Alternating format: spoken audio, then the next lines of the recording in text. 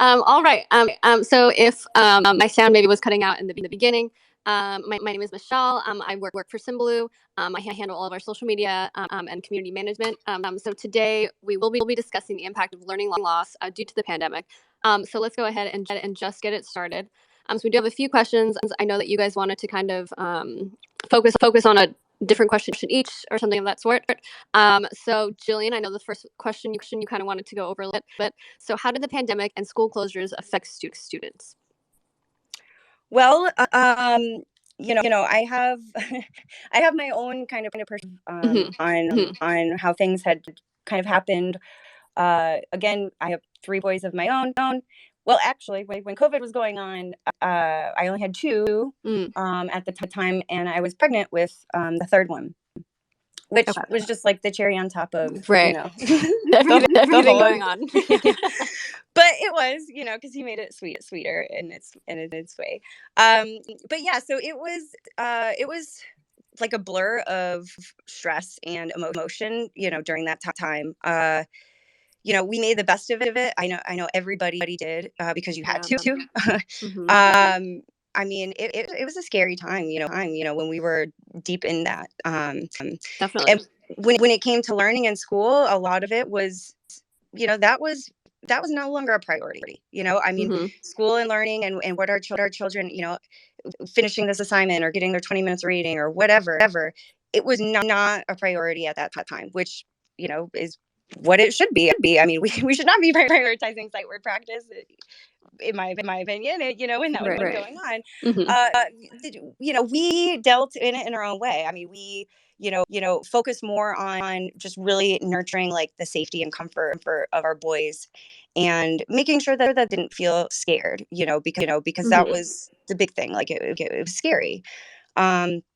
And yeah, I mean, we just kind of made the best of what we could. And then, with the school closures, it was just like a nonstop sense of uncertainty. Right. Like we were constantly glued to the school board meetings, and it felt like we never knew what was going to come next. Hmm. Like, do we have to wear masks? Do we are we going back to school? Is it, just a lot of things. And my husband's a teacher as well. Like for both of us, it was our professions, our jobs, and we didn't know what to do with that. But then also our children, how are they learning? How are our own students learning? The ones that we've been working with. It was just so much worry, Right. just so much of it. And you know how would that affect the students? Well, I mean, it was it was a pretty deep effect, and I don't want to single them out. I mean, it was a deep effect for everybody. um and I mean, you constantly hear people say, oh, kids are resilient, oh, they'll be fine, which sure, they have that kind of sense of, uh, you know, like brush it off and get up, and they can keep moving forward a little easier sometimes than we Hmm. can.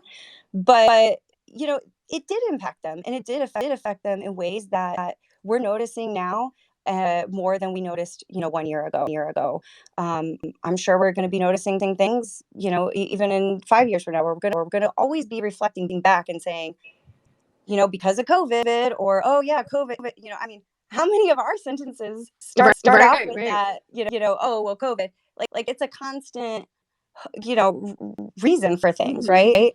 Because it changed so much. So that change, it's going to be changing their learning. It's going to be changing the way we're approaching, education. It's going to change everything, and it really did. So uh yeah, I mean, the ways that it changed them, though, I don't think it's all for the bad. So I think that's the big thing that I want my boys to know, my students to know, my whoever to know, is that yes, we went through that, but that was a beautiful triumph that we conquered the online home learning. And the value of the adaptations that we kind of had to do among it. It was pretty amazing. And we should be feeling really proud of ourselves, and instead of constantly talking about the negativity centered around learning loss. Hmm. um but yeah. reiterate that, Jill, that and we've had these conversations, that the opportunities and the potential and the amazing things that our kids, and not just elementary school, but even I would say, even say teachers that have overcome or learned in a pinch. I mean, because we were basically forced to transform into virtual teachers, all of us, in a matter of a week. I mean, I think in Florida we went home during spring break and we didn't come back. And so that was just fascinating about how this is going to work. And we hadn't even become, we're not a totally digital district, and virtual school has been around in Florida. It came in 1997, and so we're not we're not new to that, but the skills to be effective online teachers, we didn't have that yet. But aside from the looking at the negative side, what affected students, yes, the things that came out of it. I look at my youngest is in kindergarten, and he learned how to use. We use Microsoft Teams for our platforms. Learned how to use that very quickly, and I mean, in some ways, he knows how to mute and unmute better than a lot of adults that I know. Yeah. And for those kind of things, they're just intuitive in those things because their brains are sponges. And going to what Jill's saying is, we may go back and look at the COVID years, and there may be some who view it as terrible and a detriment, but I try to look at it in the ways of like, so what did we gain in this situation? Because I mean, we really did advance in technology a lot faster than we would have if we didn't have the pandemic. Now, I'm not advocating saying like, oh, it was a great thing. I'm not saying that at all, but saying that how do we find the good out of it? Absolutely. And that's the the effect there, is that we did have some areas that skills may have been interrupted, and I've heard different things. Like, I don't really like the term learning loss, because that implies that something was there and things were gone on. But we go through the summer and kids are gone out for 3 months, and kids gain things back very quickly.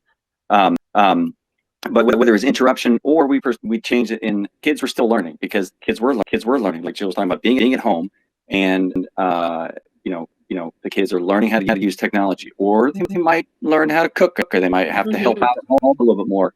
So many things that are life skills, that education is not just about standards, and it's about learning how to be great people in life as well. So the effects are positive and negative, I think.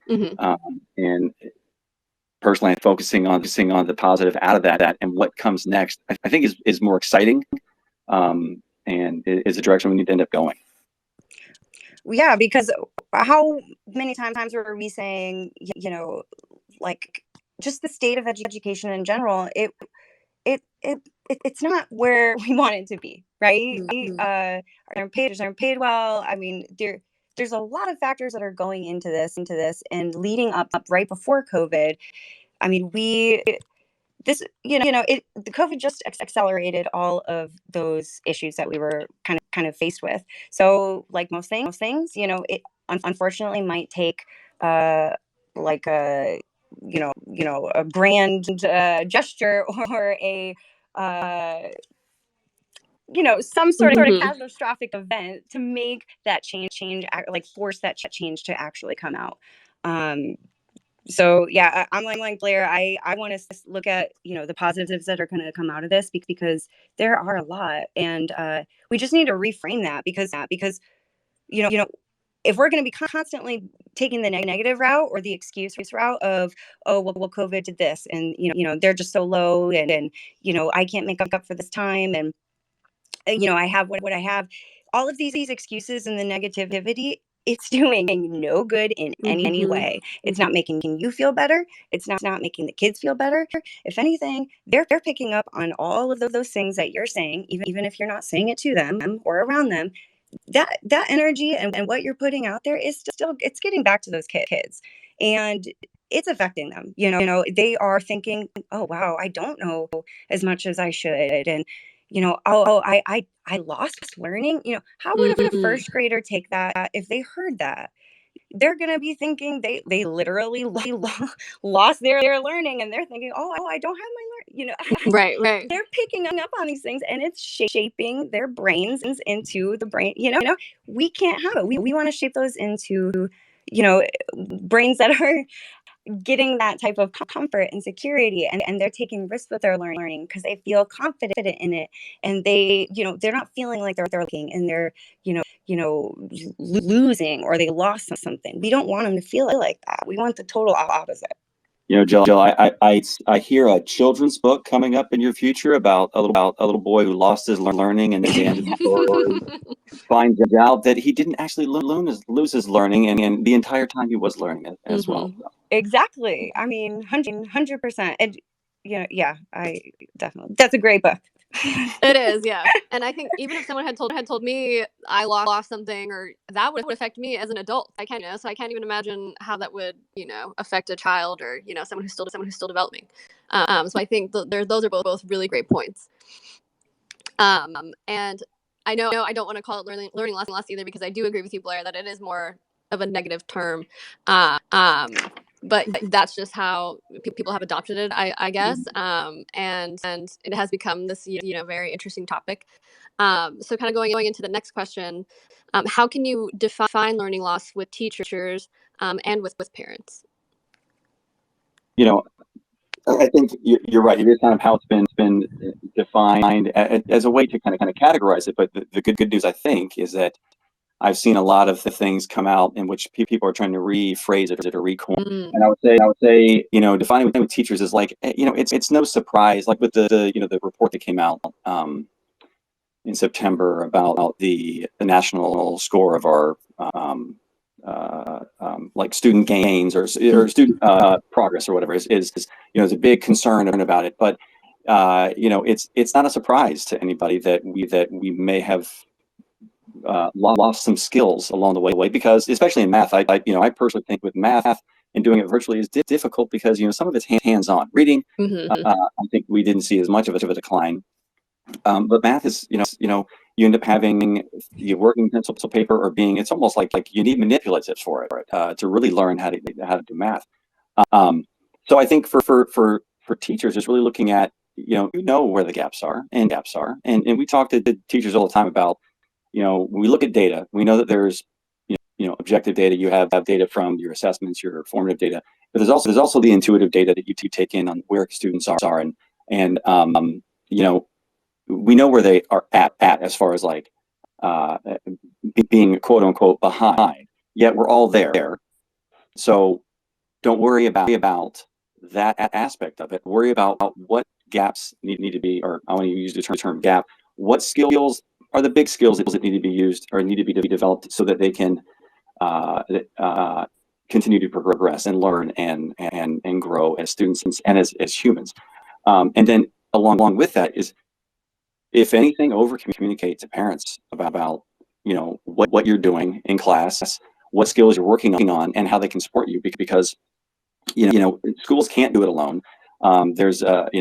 There's no question that when families and parents are involved in education and partnering with a teacher, students are better off because they are getting full support in investment in their lives. So as Jill was saying about the terms we use is define that with parents as well. I wouldn't talk about that. I'm concerned that parents are calling or asking teachers, please send home a textbook so I can work with my child, and that's great. Now, first of all, we don't really have the funding to have extra textbooks or whatever. That's a whole other story about funding education. That could be a solution with a lot of things. But if a parent is wanting to fill some of those gaps, then there are ways that teachers can communicate some basic skills that could be done at home without too much of parents having to learn the entire curriculum or whatever it may be. But then in communicating with parents so that parents know exactly what's going on, so they don't have any questions. Because just like talking about in the pandemic, we were uncertain. We had no idea what was going on. We were glued to our TV with the school board and what's going to happen with schools opening and closing, masks or no mask, all those kind of things. But the most frustrating thing was the uncertainty. And now imagine we have parents who are going back, we're back in schools, and parents were used to maybe having the classroom in their home because the teacher was on the computer teaching. Everything was there. Parents can be involved in it, even though they really should be in the picture of things. But they're really deeply involved. And then we come back to school, and if communication stops, you're going to have asking, well, what's going on? Well, what's going on? And if we are transparent with what's going on, we are clear with communication, and we do it enough that parents feel comfortable, because we want their kids to be successful, and we know they want their kids to be successful. So if anything, defining the idea of the skills that are needed in a partnership, so that the students are the ones who win in that situation. So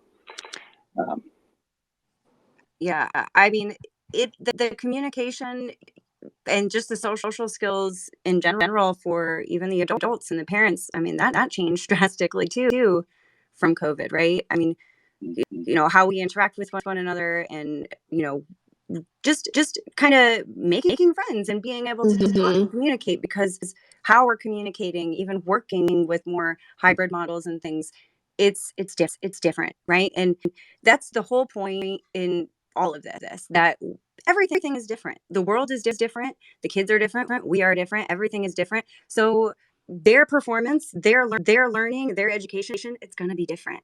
And it doesn't mean bad. It just means it's different. And you know, if they're changing and they're adapting with those differences, that is what you want everyone to do, is to adapt, because that's the natural process of life, right? Is you have to adapt to survive. And that's exactly what our children did. That's exactly what the world did, what we did. And, you sometimes know, better than the adults did.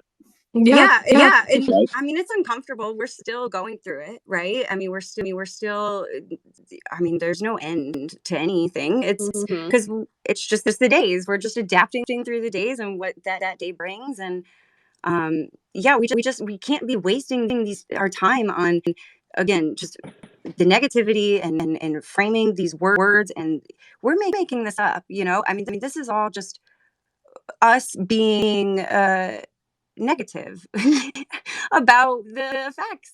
And it's just a way that you kind of choose to look at things, I guess. Yeah. Yeah, I think that those are both really good points, and that kind of goes for any sort of topic or any part of your life. Definitely, it comes down to how you look at what's happening, and how you choose to keep that outlook. Right. And our Go ahead. emotions drive it, right? Our emotions Right. drive our decisions and everything. So it makes sense that we are complaining and we are being negative about this, because we're emotional, we're sad and upset and everything. And it's coming out like this. But guess what? Our kids are picking up and modeling. They're going to model that same behavior that we're putting off. So if we're going to be, you know, turning this situation around as, you know, poor me, and everything's horrible because of this, that's the same kind of thing our kids are going to be doing. And I don't want, you know, the next generation to be like that. I'm hopeful, you know, I'm excited next generation is, you know, that woke, you know, like, they're kind of seeing past the picture I'm painting. You know, they are kind of trying to step out of that. So yeah, it's important in how we're kind of, you know, putting that off on ourselves. Yeah, you know, and this could be to teachers and parents, is that there's an opportunity to leverage the skills that students have gained throughout the pandemic. I don't know much about TikTok. I don't really care, but I know there's some teachers on doing, like, I think I heard that there's a guy who does science something, I guess, and does like science experiments or whatever. Again, I don't really know that much about it, but the opportunities are there to leverage those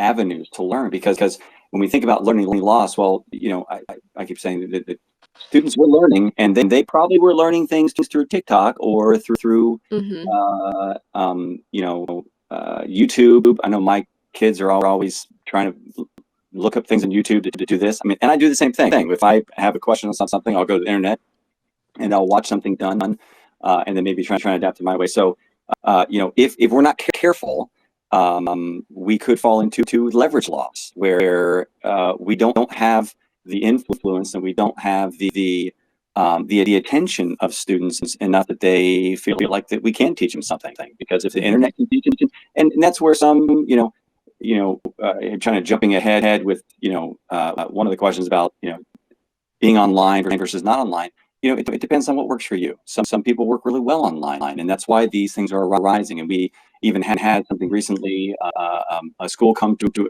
a college come to our school, talking about promoting master's degrees for teachers, and even working getting through paraprofessionals through programs to become certified teachers.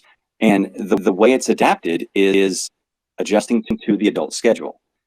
Because that's the way the world works now, right? And so everything can be pushed to you. You don't have to go find anything, and that's how kids are working, and that's how their parents are working. Because as I'm finding that parents are younger and younger. I'm not an old man, but I'm close to it, according to some Jillian Johnson in particular. But there's opportunities to leverage the skills and the tools that the kids have already been using. Or have adapted to, and get them back engaged, because that's really what it comes down to, right? And it's not a matter of engagement as in, oh, they did their work, because there's a huge misunderstanding between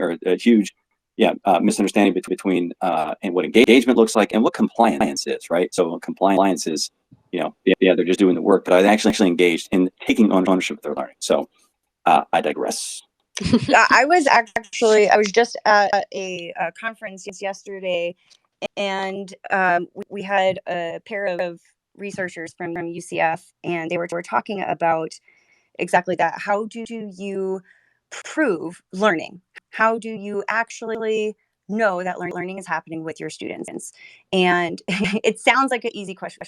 We give them a test, right? That's how they know. We know. But it's not true, because learning it's such a complex process. It's not just a narrow series of skills that we're feeding to them, right? We it's so much more than that. And how they kind of tracked it and were collecting the data, it was different things like how much a person would sweat when they were answering a question, because it would kind of help to track like their emotional behaviors and response. Like, is that a way to kind of identify if someone knows or doesn't know? Their eye tracking, so putting glasses on them and seeing where their eye movement is going to try and understand the engagement and the focus. But again, we are all different. We are all unique, and just because my eyes are down here and I'm playing with this and I'm sweating a lot, that does not mean one thing or the other. For that person, it's whatever that person is. It's individual for each person. So yeah, it's interesting, like, the year we're in with the advancements we have with technology, but yet we still cannot answer that question. But we're still asking everybody to be doing standardized testing, and we all pour so much pressure and time and money and everything into that whole field when we don't even know if that's actually proving whether or not learning is occurring. So it sounds a little silly. This is why I'm Jill. What's Sorry, that? that begs the question, if how do you know we're doing by standardized testing, right? Then I had a doctor was telling me that ability is not the same as performance. And so thinking about that, if our perceived loss is through a standardized test. Now again, there are psychometricians out there who know what they're doing. They're way smarter than I am, and I'm not questioning that one second. But